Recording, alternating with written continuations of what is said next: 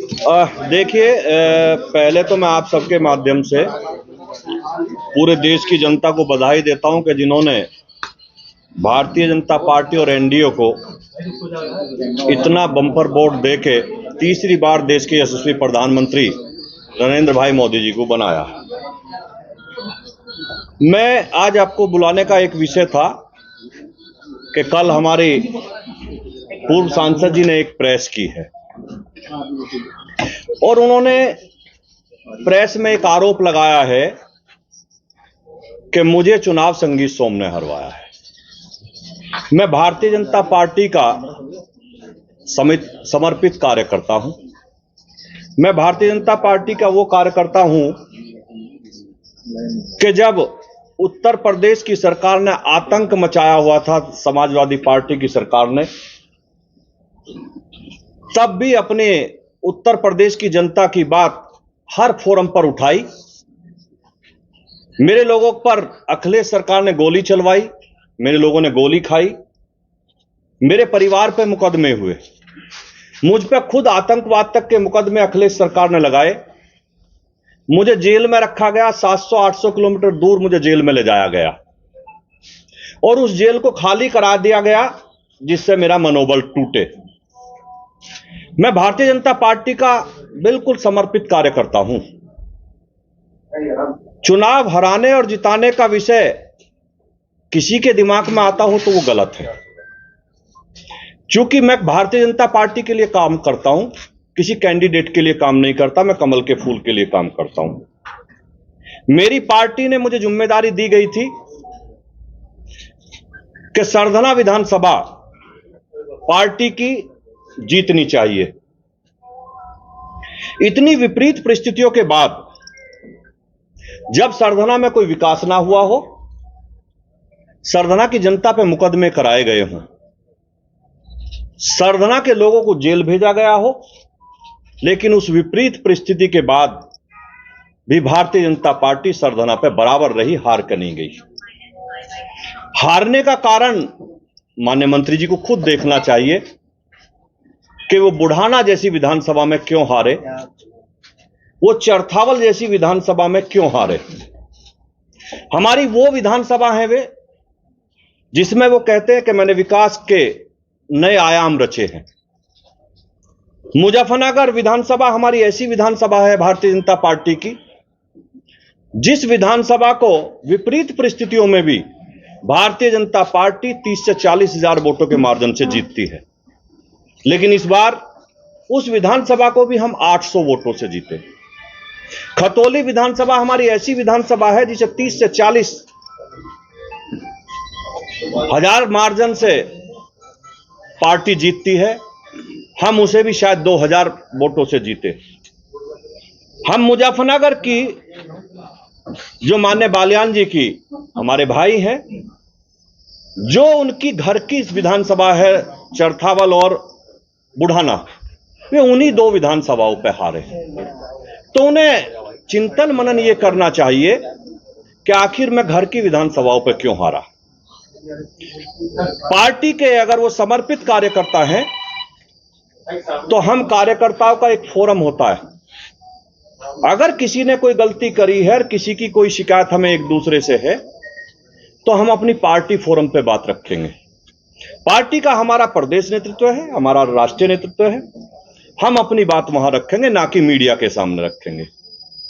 मुझे तो मीडिया के सामने इस बात के लिए आना पड़ा क्योंकि मुझ पर नाम लेकर आरोप लगाया गया। मैं भारतीय जनता पार्टी के अपने नेतृत्व से यही कहूंगा कि इस सारे विषय की जांच होनी चाहिए। मैं भी 2022 में चुनाव हारा था।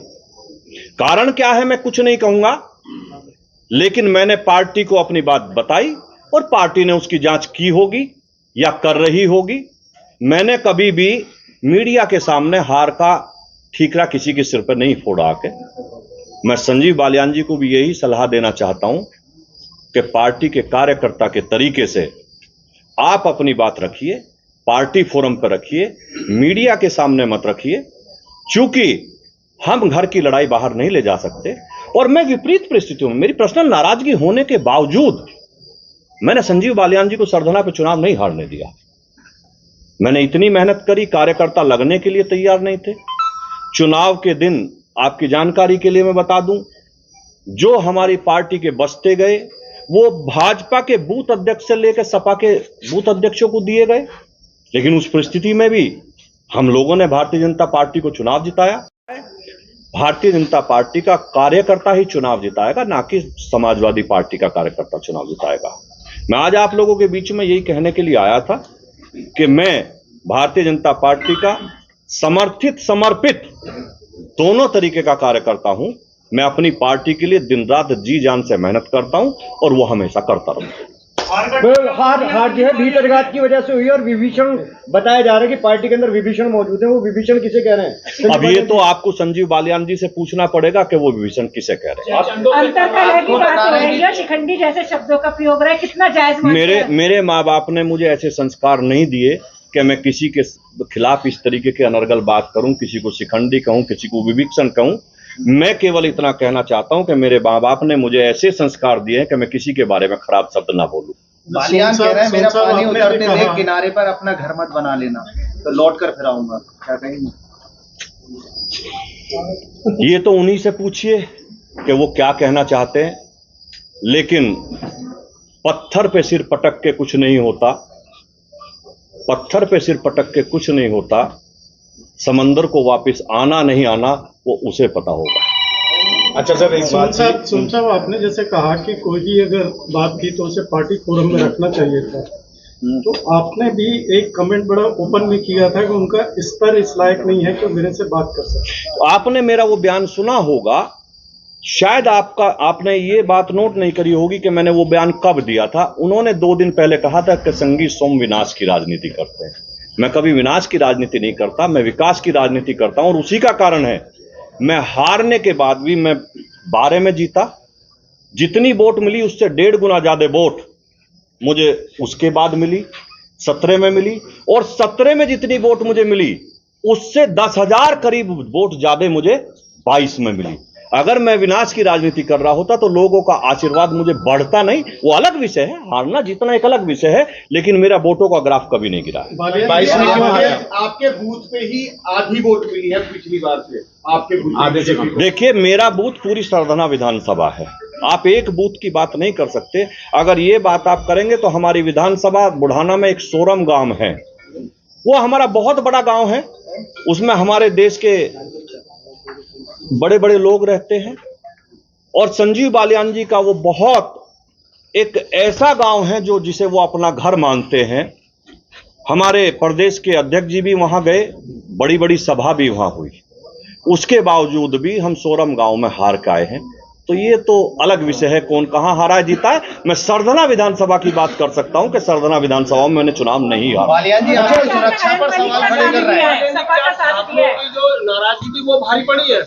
देखिए, अगर आप ठाकुरों की नाराजगी की बात करेंगे तो मैंने कहा विपरीत परिस्थिति के बाद, लोगों की नाराजगी के बाद भी हमने विधानसभा नहीं हारने दी। बालियान जी आपकी सुरक्षा पर सवाल खड़े कर रहे हैं। अब ये उनका विषय है, वो क्या कर रहे हैं। सुरक्षा कोई ओब्लिगेशन नहीं होता। उन्होंने सीधा सुरक्षा अगर आप मेरी बात सुने, हाथ तो मैं सबसे मिलाऊंगा, मेरा कोई दुश्मन नहीं है। अगर मुझे हरेंद्र मलिक मिलेंगे उनसे भी हाथ मिलाऊंगा, मुझे देश का कोई और बसपा का नेता मिलेगा उससे भी हाथ मिलाऊंगा। मैं दुश्मनी किसी से नहीं करता, मेरी सबसे दोस्ती होती है। तो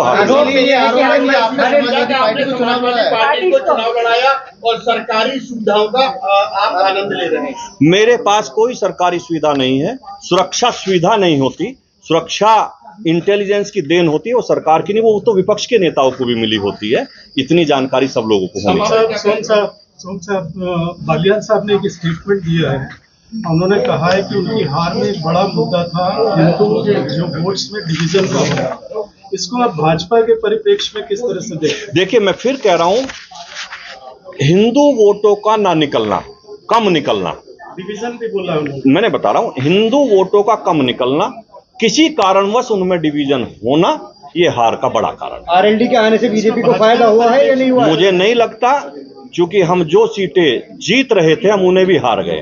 आरएलडी के साथ जुड़ने की वजह हिंदू से। वोट डिवीजन को भाजपा के परिप्रेक्ष्य में किस तरह से देखते हैं आप? देखिए, मैंने आपको बताया, ये पार्टी का विषय है, पार्टी इस पे चिंतन मनन कर रही है और पार्टी इस पे देख रही है कि ये डिवीजन क्यों हुआ। चिंता का विषय है ये। ये हमारे लिए चिंता का विषय है।